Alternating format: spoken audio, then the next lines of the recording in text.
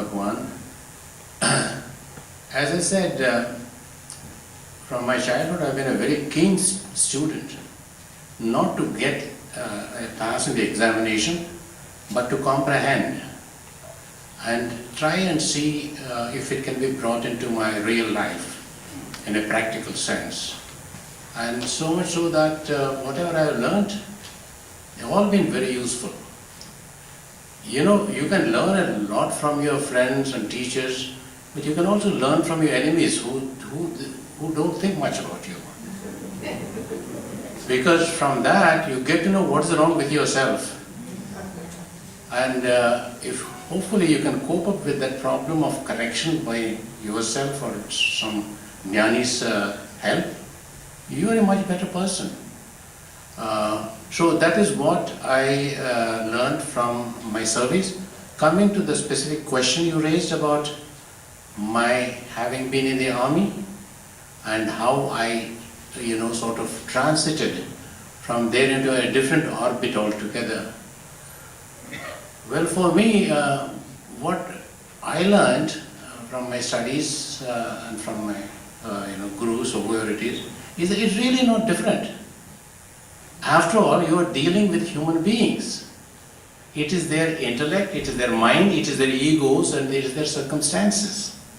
So if you try to understand who they are, as they are, and where they are coming from, and why they are being difficult to you, or why they love you, or why they hate you, well, again you can find answers to that.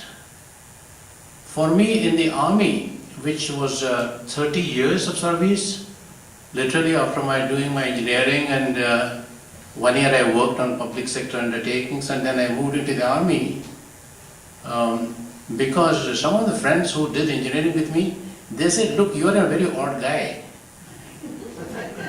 You don't fit into the general mold of engineering students. I said, what is the general mold of an engineering student in Andhra Pradesh? They said, you get your degree, then look for a girl who has rich parents and get married, because they say in Andhra Pradesh it's a malady, it's a disease, you get dowry. I said, what do you want to do with your dowry? You're not going to eat it. He said, no, I can live comfortably. I can build on it. I said, look brother, I am not interested in that. I just want looking for a decent lady and a good employment, and I am a happy man. So I found that in the army, when you deal with people, they are more disciplined. But they can be very difficult to handle. Very difficult. Because this Bangladesh war, I think it was 1971, I met a guy who was a Sardaji. Sardajis are very good fighters, very good people, very straightforward, and they believe in Guru Nanak and study Guru Granth, and they have got very good character and morality. This fellow came to me. He was a lieutenant, I was a major.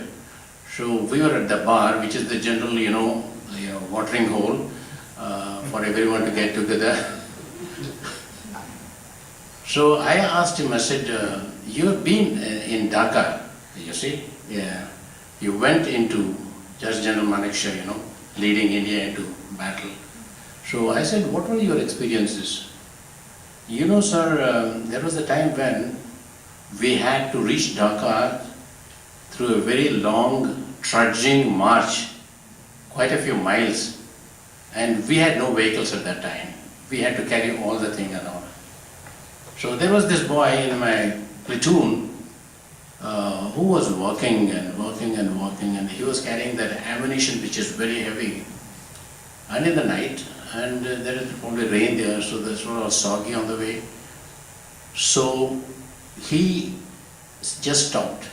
He wouldn't move forward. And after a while I thought I'll go and tell him to keep moving. Then he dropped his ammunition box on the ground and was just looking blankly into space. I went to him. I said, "Bache, इसे उठाओ." तो बोलते, "साहब मैं क्या करूं?" तो ये ammunition box नीचे क्यों डाल दिया? "साहब मैं थक गया हूं. I can't go any further. I'm tired. I'm hungry. I'm thirsty."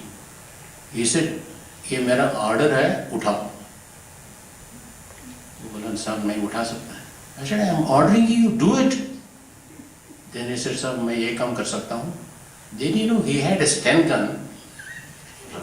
The gun turned it around. I said, साहब इसमें गोली है, ये Sten gun है. I can shoot you and kill you. Now give me the order.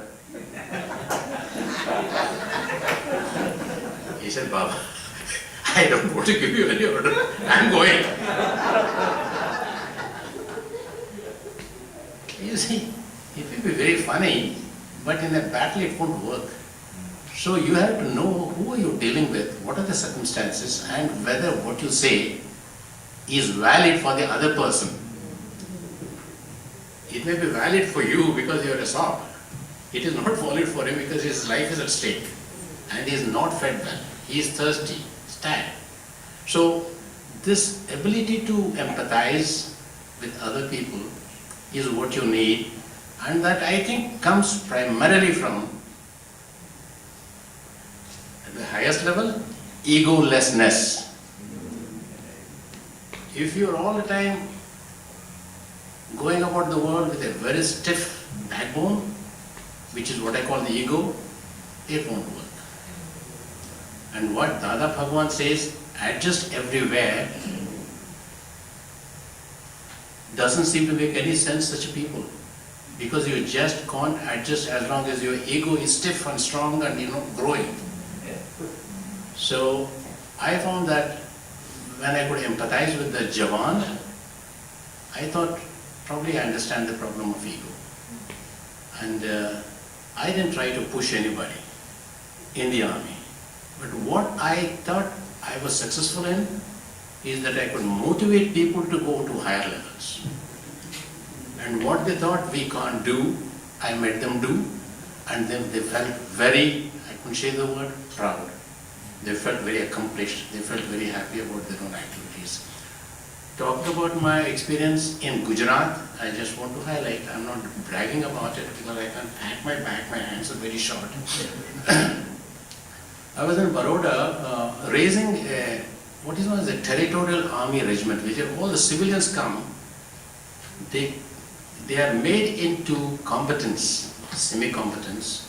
We put them in the uniform, we put them in the ammunition boot, we give them weapons, we take them to the firing ranges, and they are ready to operate in a battle environment or in a war environment.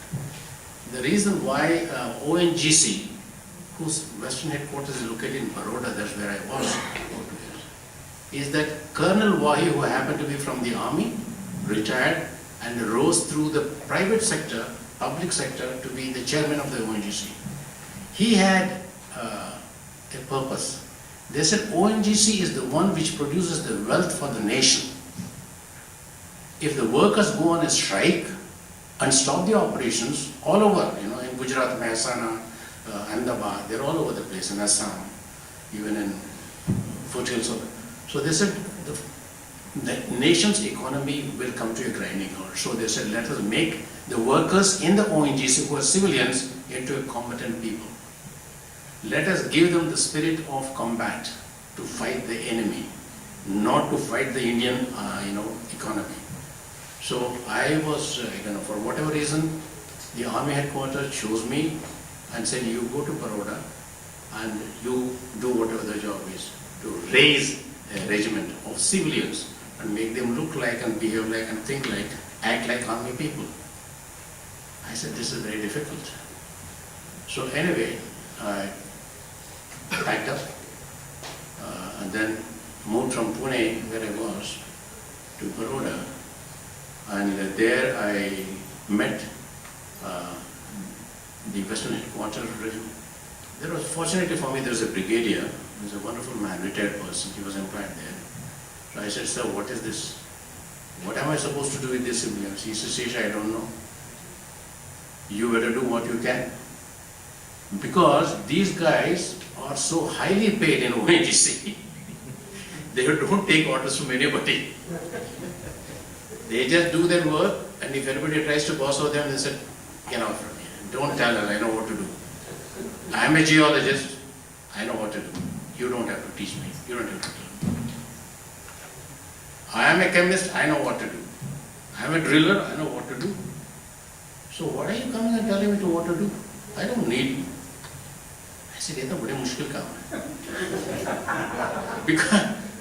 Because what I have to teach them was about the discipline, first thing, and second, how to obey orders, and to do things which are not palatable at times. So I said, anyway,